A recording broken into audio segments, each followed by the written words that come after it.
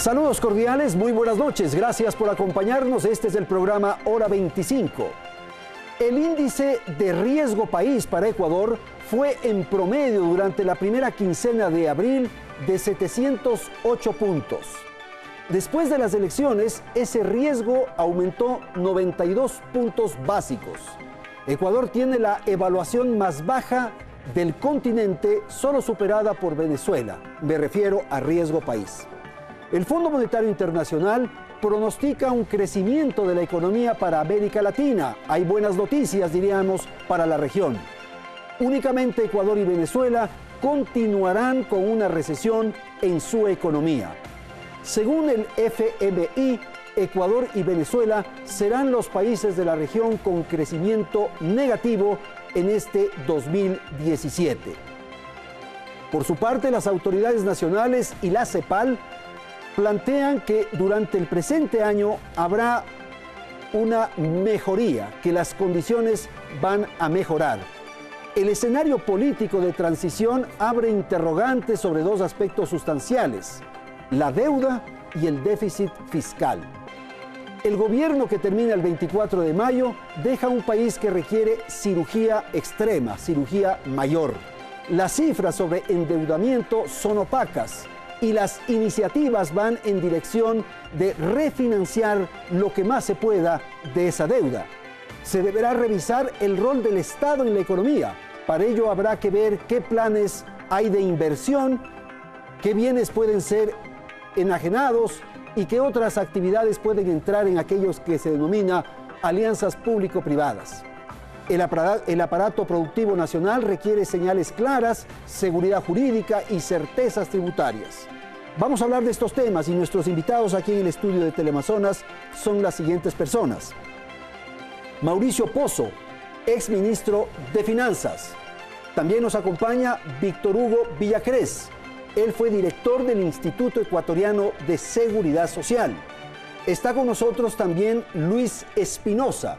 Luis Espinosa es profesor de la Universidad San Francisco de Quito.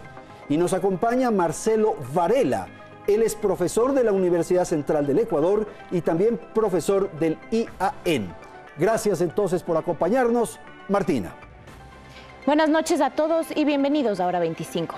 El estado de salud de la economía es uno de los temas que más preocupa a la mayoría de ecuatorianos. La reactivación productiva del país no solo constituirá un reto técnico importante para el futuro gobierno, sino también un desafío político.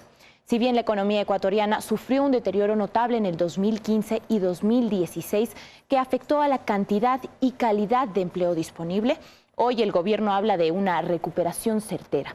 Los críticos consideran que ese diagnóstico es errado, pues el repunte se ha provocado a base de una deuda que deberá pagarse y que también se torna insostenible. La caída del precio del petróleo, la crisis financiera internacional, la apreciación del dólar, todos factores externos a los que el gobierno nacional atribuyó un deterioro de la economía y que criticaron varios analistas que atribuían la debacle a la imposición de salvaguardias, el gasto excesivo, el endeudamiento costoso y la inseguridad jurídica. Todo aquello parte de episodios que, según el presidente Rafael Correa, han sido superados. Y el último trimestre ha sido muy bueno.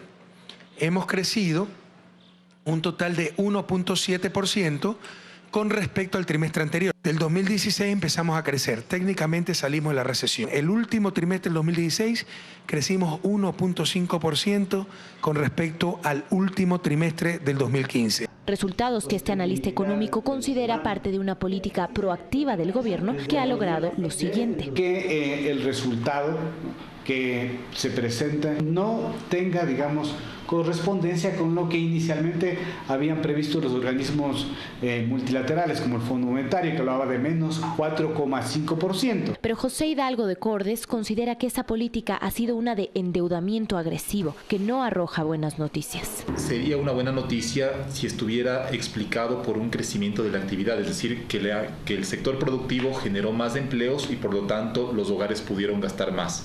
Lo que pasó en realidad es que el gobierno se endeudó a lo loco y obviamente esa inyección de recursos genera un movimiento en la actividad pero que no es un movimiento sostenible. Según el INEC, en el primer trimestre de 2017, el desempleo bajó al 4,4% frente al 5,7% del mismo periodo el año anterior. Sin embargo, la cifra de subempleo nacional creció de 17,1% en marzo del 2016 a 21,4% en el mismo periodo de este año. El empleo adecuado también se redujo en 1,5%, mientras la deuda agregada del país ascendió a los 38.118 millones en 2016 e incrementó en 2.500 millones el primer trimestre de este año, dinero que algunos analistas advierten se adquiere para pagar más deuda, pese a que en noviembre del 2016 se dijo que el endeudamiento se financiaría de otra manera. La recuperación económica permitirá entonces que lo programado dentro del presupuesto permita financiar las erogaciones normales. Pero relegando el endeudamiento, para el Banco Central, esas cifras positivas del 2016 llegan de la mano de la entrada en funcionamiento de industrias estratégicas en las que el gobierno ha invertido. Importante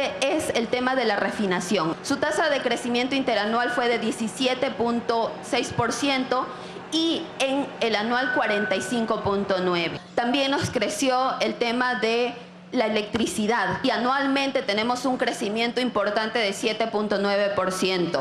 Hidalgo considera que ese aporte no es estructural, sino coyuntural y que no podrá sostenerse en el tiempo. Si usted compara el último trimestre de 2016 con el último de 2017, cuando ya tengamos las cifras, el sector de electricidad ya no va a crecer 10% porque ya vamos a estar comparando dos periodos iguales.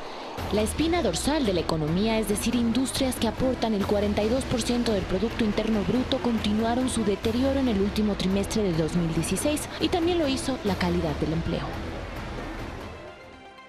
Esa espina dorsal de la economía que aporta el 42% del Producto Interno Bruto y genera un 60% de los empleos nacionales se compone de las 4 principales industrias del país: el comercio, la construcción, la manufactura y también la agricultura. Todas esas industrias cerraron con valores agregados cuyas tasas de variación fueron negativas en el 2016.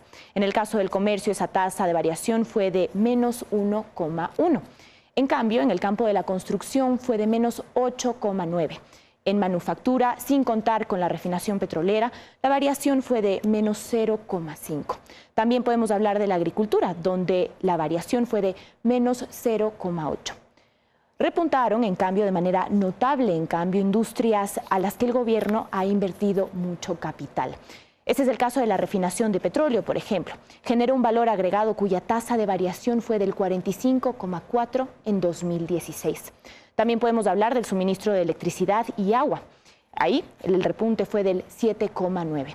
Aporte que, según los críticos, es positivo, pero coyuntural y menos representativo que el de industrias como las que continúan a la baja. ¿Cómo enfrentará entonces el futuro gobierno el reto de impulsar esas industrias? Este es un tema que queremos traer a nuestra mesa de debate hoy.